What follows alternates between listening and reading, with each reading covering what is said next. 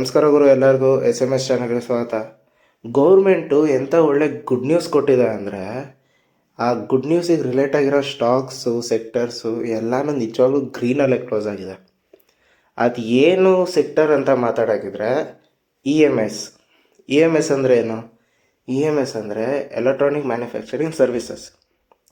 Electronic manufacturing ಸರ್ವಿಸಿಗೆ ಏನು ಮಾಡಿದಾರಪ್ಪ ಗೌರ್ಮೆಂಟು ಅಂತ ಕೇಳ್ಬೋದು. ಈಗ ನಿಮ್ಮ ಫೋನ್ ಇದೆಯಲ್ಲ, ಆ ಫೋನಿಗೆ ಒಳಗಿರೋ ಕಾಂಪೊನೆಂಟ್ಸು ಇಂಡಿಯಾದಲ್ಲಿ ಸಿಗಲ್ಲ.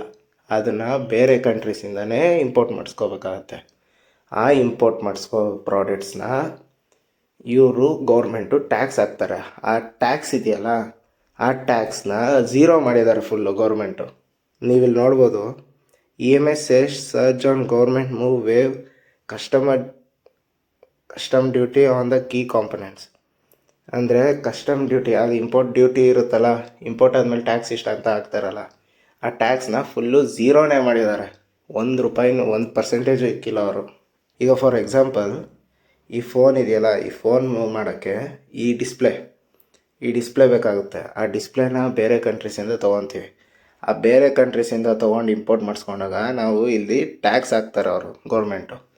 ಆ ಗೌರ್ಮೆಂಟು ಟ್ಯಾಕ್ಸ್ ಹಾಕಿದಾಗ ನಮಗೇನಾಗುತ್ತೆ, ಫೋನ್ಗಳು ಜಾಸ್ತಿ ಪ್ರೈಸಿಗೆ ಸಿಗುತ್ತೆ.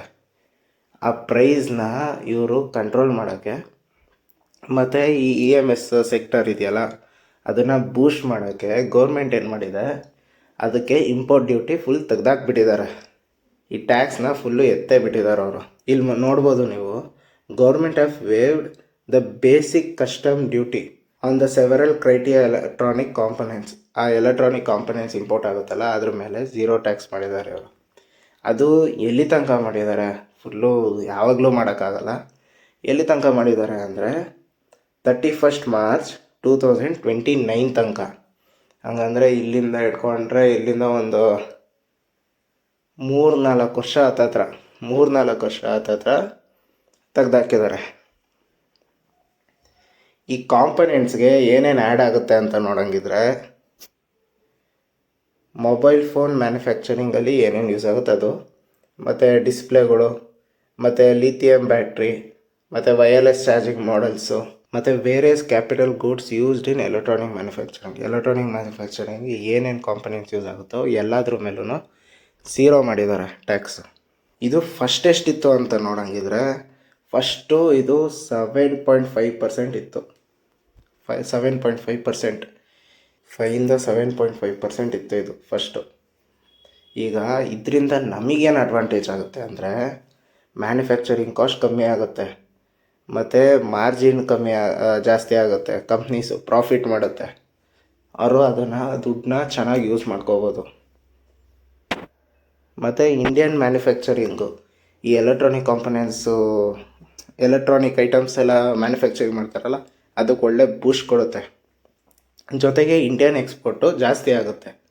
ಗೌರ್ಮೆಂಟು ಸರಿ ಅಂದಿತ್ತು, ಹತ್ತತ್ರ ಈ ಎಲೆಕ್ಟ್ರಾನಿಕ್ ಮ್ಯಾನುಫ್ಯಾಕ್ಚರಿಂಗ್ನ ಬೂಸ್ಟ್ ಮಾಡಬೇಕು ಅಂತ, $500 ಬಿಲಿಯನ್ ಹತ್ತತ್ರ ತಗೋಬೇಕು ಅಂತ ಅಂತಿದ್ರು. ಇದರಿಂದ ಒಳ್ಳೆ ಬೂಸ್ಟ್ ಅಂತಲೇ ಅನ್ಬೋದು ಆ ಕಂಪ್ನೀಸ್ಗೆಲ್ಲ. ಅದು ಯಾವ ಕಂಪ್ನೀಸ್ ಅಂತ ನೋಡೋಂಗಿದ್ರೆ, ಡಿಕ್ಸನ್ ಟೆಕ್ನಾಲಜಿ, ಮತ್ತು ಕೈನ್ಸ್ ಟೆಕ್ನಾಲಜಿ, ಮತ್ತು SGS ಟೆಕ್ನಾಲಜಿ, ಮತ್ತು ಆಂಬರ್ ಟೆಕ್ನಾಲಜಿ, ಮತ್ತು ಆವನಾನ್ ಟೆಕ್ನಾಲಜಿ. ಇದೆಲ್ಲ ಕಂಪ್ನೀಸ್ಗೆ ದೊಡ್ಡ ಪ್ರಾಫಿಟೇ ಆಗುತ್ತೆ.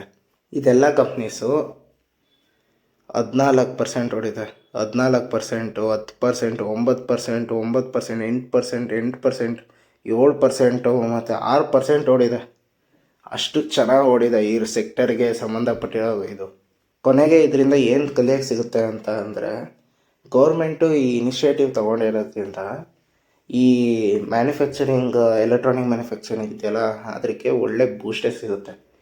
ಇಂಡಿಯಾ ಮ್ಯಾನುಫ್ಯಾಕ್ಚರಿಂಗು ಅಷ್ಟೊಂದು ಮಾಡಲ್ಲ. ಆ ಮ್ಯಾನುಫ್ಯಾಕ್ಚರಿಂಗ್ನ ಒಂದು $500 ಬಿಲಿಯನ್ ತನಕ ತೊಗೊಂಡೋಗ್ಬೇಕು ಅಂತ ಇಕ್ಕಿದ್ದಾರೆ. ಇದ್ರ ರಿಲೇಟಾಗಿ ಯಾವ್ದಾದ್ರು ಕಂಪ್ನಿ ಇದೆಯಲ್ಲ, ಆ ಕಂಪ್ನಿಗೆ ಫುಲ್ಲು ಪ್ರಾಫಿಟ್ ಆಗುತ್ತೆ. ಎಲ್ಲ ಮ್ಯಾನುಫ್ಯಾಕ್ಚರಿಂಗ್ ಕಾಸ್ಟ್ ಎಲ್ಲ ಕಮ್ಮಿ ಆಗುತ್ತೆ, ಒಳ್ಳೆ ಪ್ರಾಫಿಟ್ ಇಟ್ಕೋಬೋದು, ಒಳ್ಳೆ ಗ್ರೋತ್ ತೋರಿಸ್ಬೋದು.